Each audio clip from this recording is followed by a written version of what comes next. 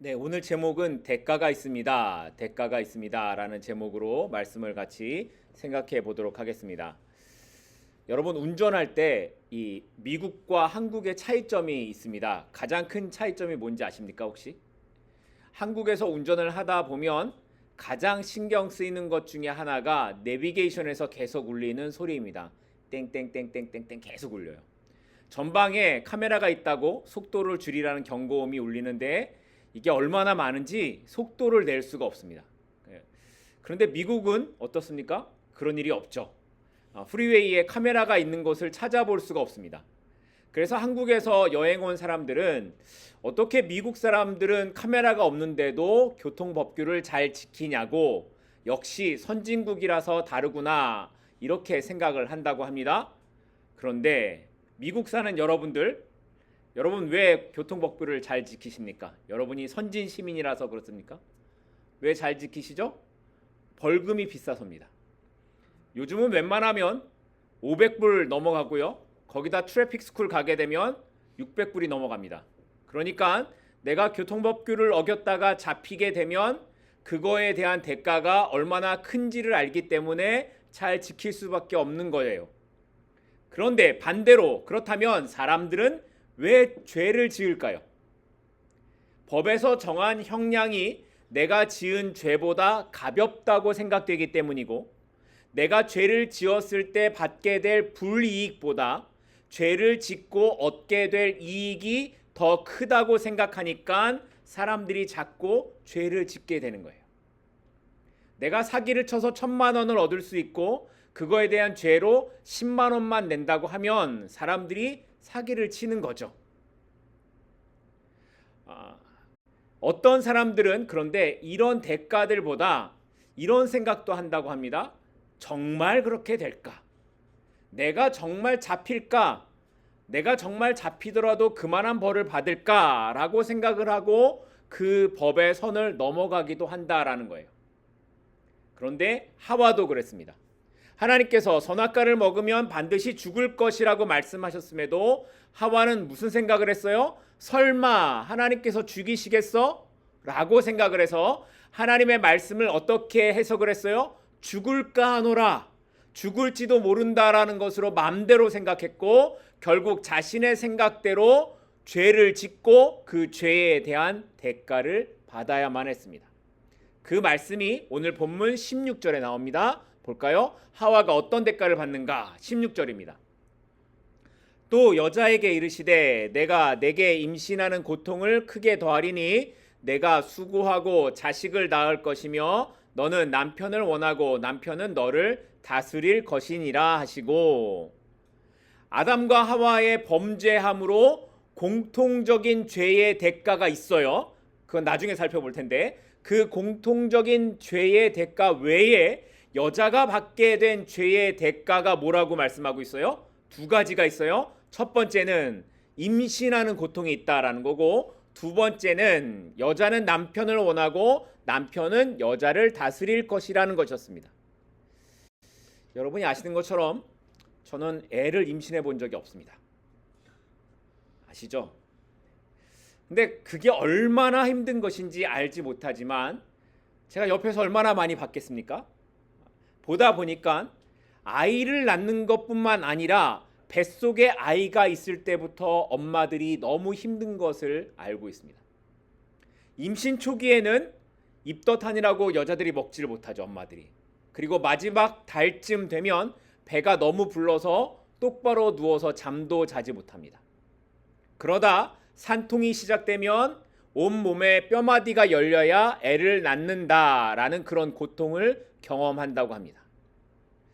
그런데 처음에 하나님께서 만드신 세상에는 이런 고통이 없었습니다. 생육하고 번성하는 것은 하나님의 축복이었고 임신하는 것과 출산하는 것은 기쁨과 생명의 상징이었습니다. 그런데 범죄한 이후에 이것이 여자에게 고통이 되었고 하와는 이걸 몸으로 경험하게 되었다라는 거예요. 게다가 죄로 인한 여자의 고통은 이것만으로 끝나는 게 아니었죠. 두 번째, 여자의 죄의 대가가 뭐였습니까? 너는 누굴 원하고? 남편을 원하고 남편은 너를 어떻게 한다? 다스리게 될 것이다 라는 거였습니다. 그런데 이 우리말 지금 갖고 있는 이 번역을 새번역 성경에서는 이렇게 번역했어요. 제가 읽겠습니다. 새번역 성경에서는 어떻게 번역했는가? 네가 남편을 지배하려고 해도 남편이 너를 다스릴 것이다. 그러니까 본문에서 너는 남편을 원한다라고 했을 때 이 의미는 단순히 사랑이나 애정의 욕구를 말하고 있는 것이 아니라 지배와 종속의 욕구가 부부 사이에 들어왔음을 보여주고 있는 거예요. 아담과 하와가 처음에 창조되었을 때 이 둘의 관계가 어땠습니까? 네가 나고 내가 너다.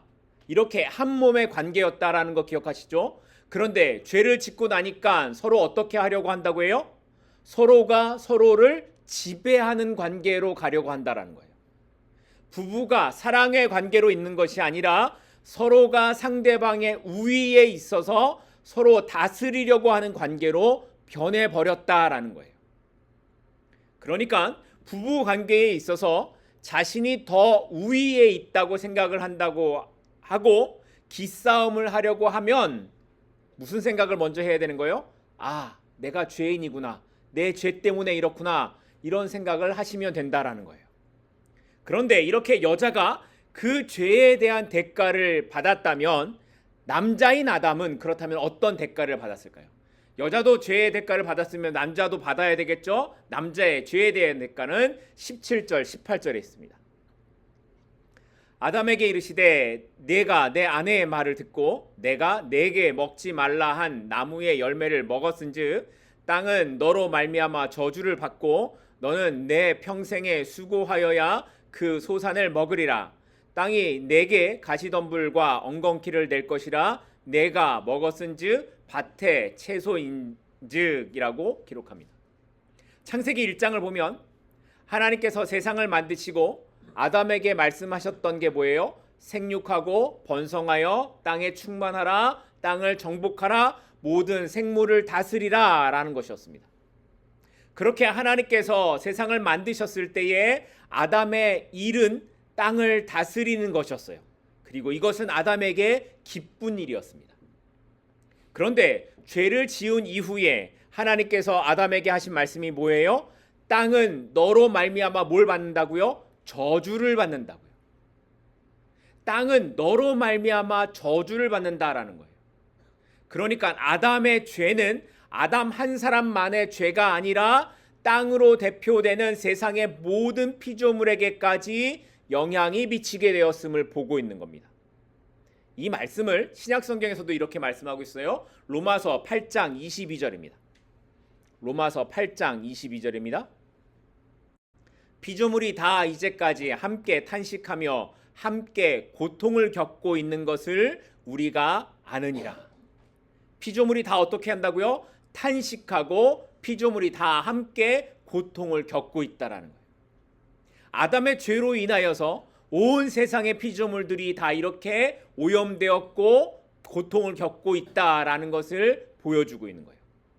그래서 그 후에 창세기 말씀을 보게 되면 땅이 어떤 모습으로 나타나게 됩니까? 가시덤불과 엉겅퀴를 낼 것이라고 말씀하고 있습니다. 이전에는 온갖 열매를 풍성하게 생산할 수 있었던 땅이 이제 저주를 받은 이후에는 그 다음엔 어떤 걸 낸다고요? 가시덤불과 엉겅퀴 같은 잡초밖에 내놓을 것이 없다라는 거예요. 그래서 아담은 어떻게 해야 먹고 살 수 있게 되었다고요? 평생토록 수고해야 먹고 살 수 있게 되었다라는 거예요. 이것을 잘 표현해 주고 있는 말씀이 그 다음에 나오는데 아담이 얼굴에 뭘 흘려야 된다고요? 땀을 흘려야 된다라고 말씀하고 있죠. 이렇게 땀이 흐르도록 수고해야 사람이 먹고 살 수 있게 되었다라는 겁니다. 결국 죄는 창조 때에 있었던 모든 아름다운 것들을 변질시켰고 오염시켜서 사람들에게 괴로움과 고통을 가져오지 않고는 살 수 없도록 그렇게 만들었습니다. 타락 이전에도 아담은 땅을 정복하고 다스리는 삶을 위해 노동을 하기는 했어요. 노동을 안 하는 것이 아니라 하기는 했어요. 그러나 그건 땀 흘리는 것이나 고통이 아니라 기쁨이었고 즐거움이었다라는 거예요. 근데 죄의 대가로 아담이 해야 하는 것은 평생토록 수고하고 땀을 흘리며 자신의 일에 대해 반대하는 이 땅을 경작해야만 하는 그런 삶을 살게 되었다라는 겁니다.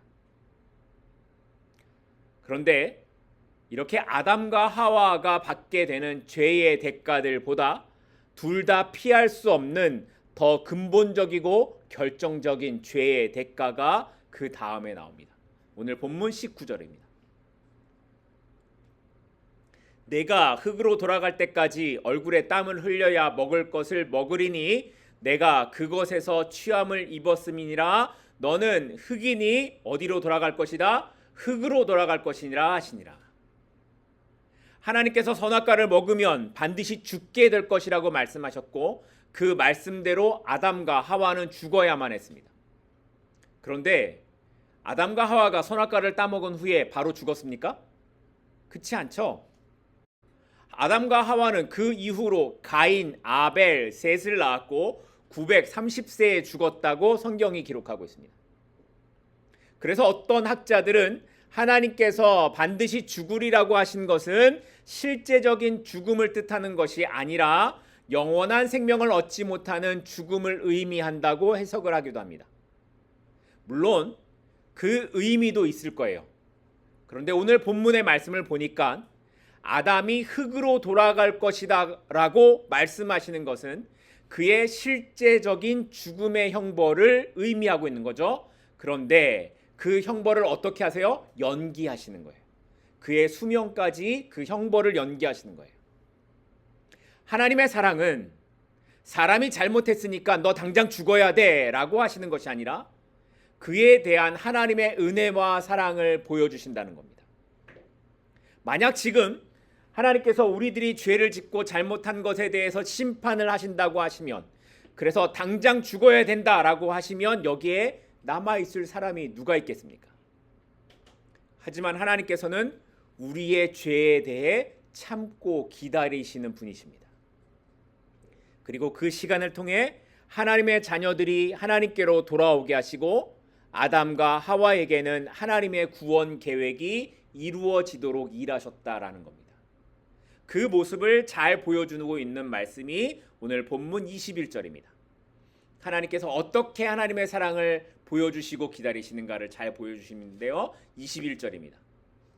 여호와 하나님이 아담과 그의 아내를 위하여 가죽옷을 지어 입히시니라. 선악과를 먹은 후에 자신들의 벗은 것을 알게 된 아담과 하와는 무화과 나무 잎으로 자기들의 몸을 가렸어요. 하지만 이건 그냥 잠시만 가릴 수 있는 임시적인 것에 불과했습니다.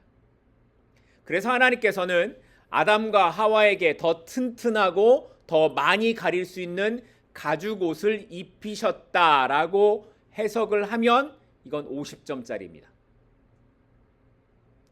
가죽옷을 입히셨다라는 것은 단순히 오랫동안 옷을 만들어 입히셨다, 오랫동안 입을 수 있게 하셨다라는 의미가 아니라 가죽옷을 입히셨다라는 것이 의미하는 건 죽음입니다. 하나님께서 아담과 하와에게 가죽옷을 입히시기 위해 반드시 양이나 염소와 같은 동물을 죽여야만 했을 겁니다. 아담에게 필요한 가죽옷을 만들기 위해서, 다른 말로 인간의 수치, 죄를 덮기 위해서 동물의 희생, 피가 있었다라는 것을 의미하고 있는 겁니다. 그리고 이것을 구약에서 잘 나타내고 있는 게 뭐예요? 제사이죠. 그리고 이 제사는 세상 모든 인간의 죄를 담당하실 예수 그리스도의 십자가 사건을 예표하는 모형이기도 했습니다. 그러니까 하나님께서는 죄의 대가로 반드시 죽어야만 하는 아담과 하와를 위해 그들의 수치를 가릴 수 있는 가죽옷을 만들기 위해 누구의 피? 동물의 피를 흘리게 하셨다는 겁니다. 그리고 이 피 흘림의 대가로 그들의 생명을 연장하셨고 그 자손을 통해 이 땅에 예수 그리스도의 오심을 시작하는 그 일을 보여주고 계셨던 겁니다. 가죽옷을 지어 입히시는 것이 이런 의미를 갖고 있는 거죠. 그리고 이 내용을 이렇게 가죽옷을 지어 입히시는 피 흘림이 예수 그리스도의 오심을 보여주신 것이다라는 것을 더 자세하게 보여주고 있는 말씀이 오늘 본문 15절에 나타나고 있는 말씀입니다. 오늘 본문 15절입니다. 내가 너로 여자와 원수가 되게 하고 내 후손도 여자의 후손과 원수가 되게 하리니 여자의 후손은 내 머리를 상하게 할 것이요 너는 그의 발꿈치를 상하게 할 것이니라. 이 말씀은 하나님께서 뱀, 그러니까 사탄에게 저주하는 말씀이신데, 여기에 보면 여자의 후손과 너의 후손이 원수가 되어서 어떻게 된다고 하고 있습니까? 여자의 후손이 내 머리를 상하게 하고 너는 그의 발꿈치를 상하게 할 것이라고 말씀합니다. 자, 그렇다면 여기에서 말하는 여자의 후손과 너의 후손은 누구를 가리키는 걸까요? 여러분, 마태복음 1장을 보게 되면 마태복음 1장은 계속 이런 이야기가 나와요. 누가 누구를 낳고 누가 누구를 낳고 누가 누구를 낳았다. 족보의 기록이 있죠. 그런데 다 보게 되면 아버지가 아들을 낳은 것으로 나옵니다. 아버지가 아들을 낳은 것으로. 족보니까 당연히 그렇겠죠. 그런데 마지막 부분을 보게 되면 예수님에 관한 기록에서는 요셉이 예수를 낳았다라고 하지 않고요. 마리아에게서 그리스도라 칭하는 예수가 나시니라 라고 기록하고 있습니다. 그러니까 예수님은 요셉이 아니라 마리아가 낳았다고 오늘 본문의 표현대로 하면 말 그대로 여자의 후손으로 오셨음이 기록되고 있다라는 거예요. 왜 그렇습니까? 예수님께서 이 땅에 오신 것은 하나님께서 사람의 몸으로 오신 사건이었기 때문에 남자와 여자의 연합이 아닌 성령으로 잉태하신 것이기 때문에 이렇게 기록하고 있다라는 거예요. 그래서 세상에 오신 예수님께서 십자가에서 고난당하시고 죽게 되시는 것은 오늘 말씀에 있는 것처럼 발꿈치를 상하게 되는 십자가를 예표하는 것이라고 할 수 있는 겁니다. 예수님께서는 발꿈치를 상하게 되신다는 거죠. 하지만 여자의 후손이 어떻게 한다고 하십니까? 뱀, 그러니까 사탄의 머리를 상하게 할 것이라고 말씀합니다. 그런데 오늘 본문에 있는 이 상하게 한다라는 뜻이 단순히 다치게 한다라는 정도의 의미가 아니라 원래 원어의 뜻을 보게 되면 짓밟다, 박살내다 라는 뜻이 있습니다. 그러니까 예수님께서 십자가의 죽으심으로 사탄은 그 발꿈치를 상하게 했지만 예수님의 부활하심으로 인해 사탄은 그 머리가 어떻게 되었다고요? 짓밟히고 박살이 났다. 승리하시는 예수님의 모습을 보여주는 말씀이 바로 창세기 3장 15절의 말씀인 겁니다. 그래서 이 구절을 신학적인 용어로는 원시복음이라고 말해요. 이게 원시복음 그럼 무슨 말인지 잘 못 알아듣시는데 최초의 복음 이런 뜻을 갖고 있는 겁니다. 이처럼 아담의 범죄 이후에 세상은 언제나 뱀의 후손과 여자의 후손으로 구분되는 역사로 나뉘어져 왔습니다. 어떤 역사로요? 뱀의 후손과 여자의 후손으로. 그런데 여기서 여자의 후손이라고 할 때 그 첫 번째 의미는 앞에서 살펴본 것처럼 세상의 죄에서 구원하시기 위해 오신 예수 그리스도를 가리키는 게 분명해요. 하지만 이 말씀을 확대해서 해석하면 예수 그리스도 안에 속한 자녀들까지도 포함하고 있는 말씀이라는 겁니다. 자, 그렇다면 반대로 뱀의 후손은 누구를 가리키는 걸까요? 뱀과 같이 사탄에게 쓰임받고 있는 세상에 속한 사람들을 가리키고 있는 겁니다. 그러니까 아담의 범죄 이후에 세상은 두 부류로 나뉘어서 어떻게 해요? 세상은 사탄에 속한 사람들과 그리스도 안에 있는 성도들의 투쟁의 역사였다라는 거예요. 하지만 결국 이 두 관계가 어떻게 된다고요?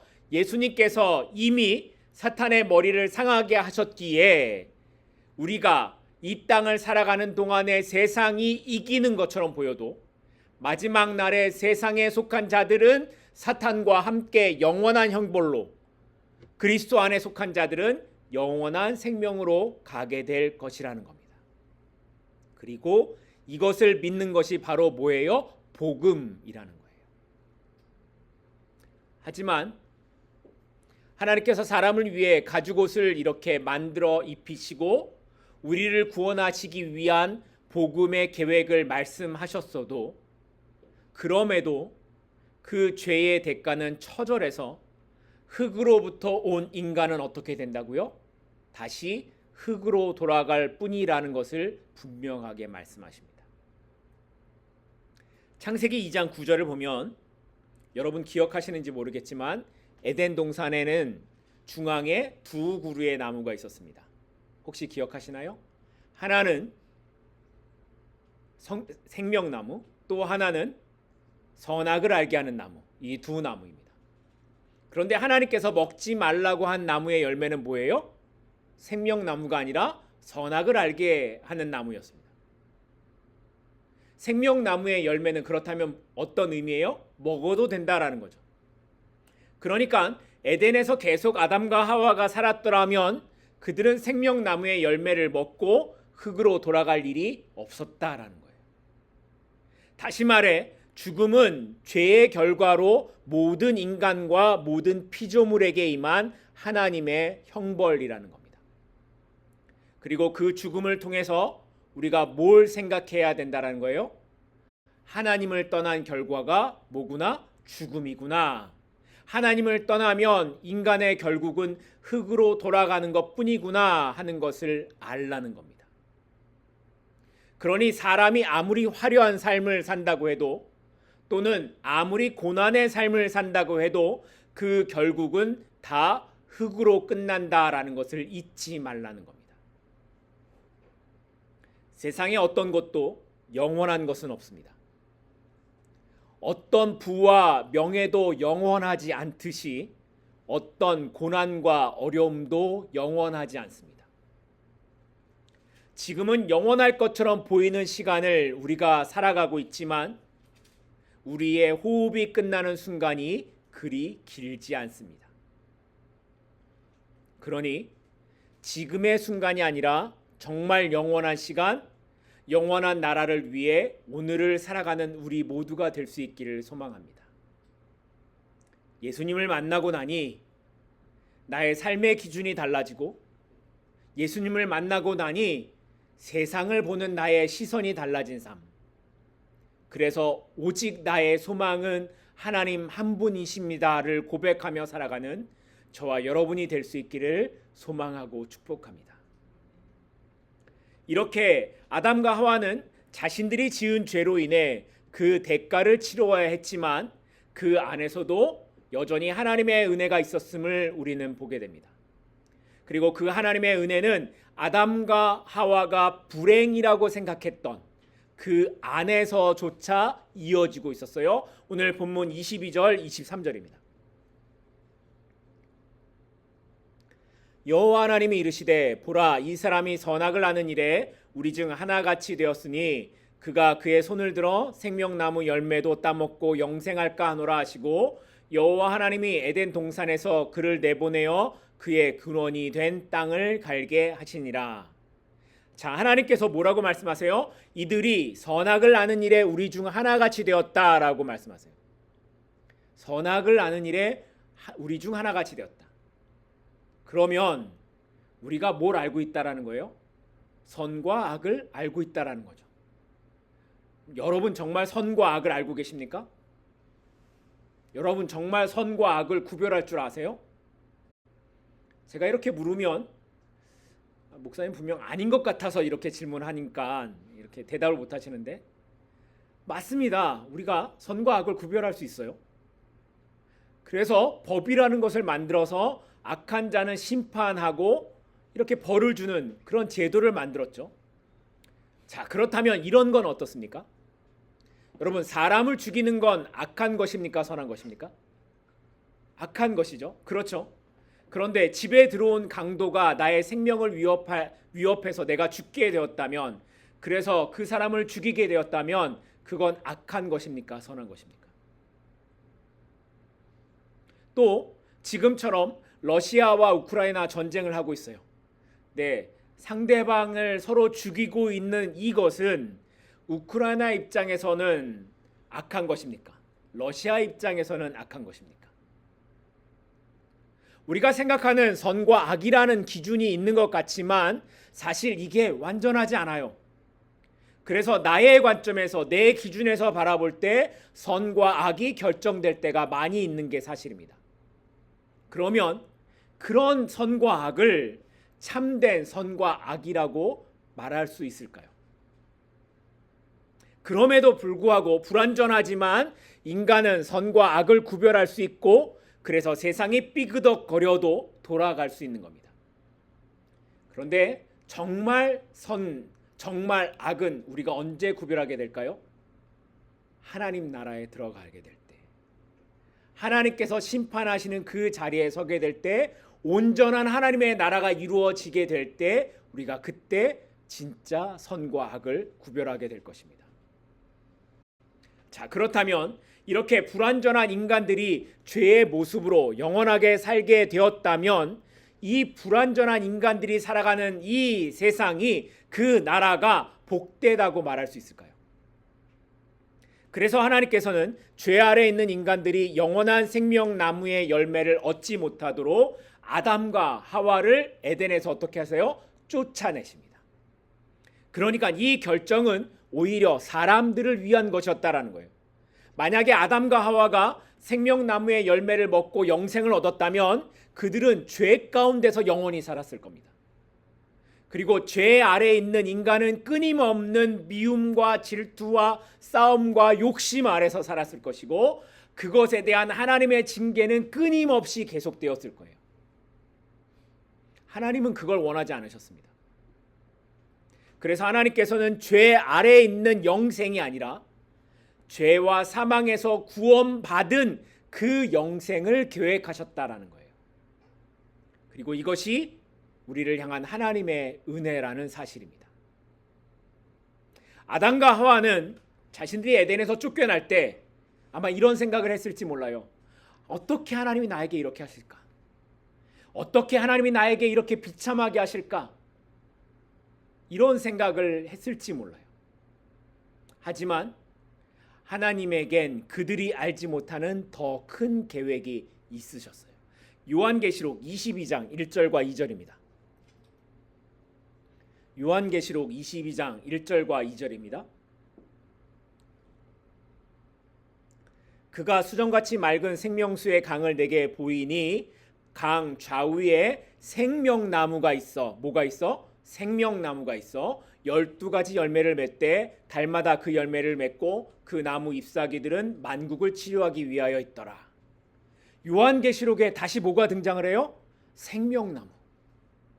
에덴에 있었던 그 생명나무가 천국을 받던 요한을 통해 다시 보여주고 있는 겁니다.